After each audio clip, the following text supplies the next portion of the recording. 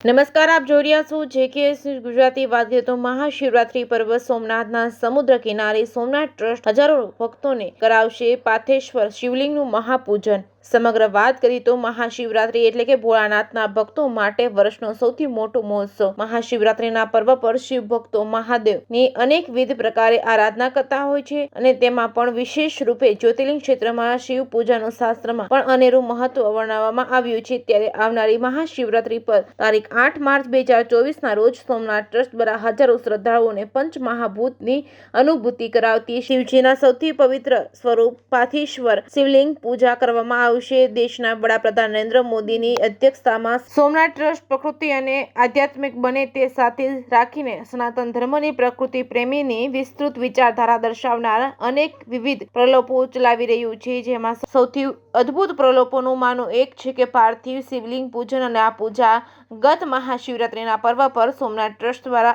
250 પરિવારોને સોમનાથ મંદિરના સાનિધ્યમાં પ્રોમેનેડ વોકવે પર મારુતિ બીચ ખાતે કરવામાં આવી હતી. જેમાં આકાશ, અગ્નિ, જળ, પૃથ્વી અને હવા એમ પંચમહાભૂતની પૂજા સાથે માટી દ્વારા નિર્મિત પાર્થિવ શિવલિંગ દ્વારા ભક્તોને વિસ્તૃત પૂજા કરવામાં આવી હતી, જે ભક્તો દ્વારા ખૂબ પસંદ કરવામાં આવી હતી. આ વર્ષે શ્રદ્ધાળુઓની લાગણીઓને ધ્યાને લઈને વધુ ભવ્યતા સાથે એક સ્તર ઉપર જઈને આ વર્ષે હજારો ભક્તોને પૂજાનો લાભ મળી શકે તેવું આયોજન કરવામાં આવ્યું છે. JKS ન્યૂઝ ગુજરાતી સાથે મહેશ વાજા, સોમનાથ.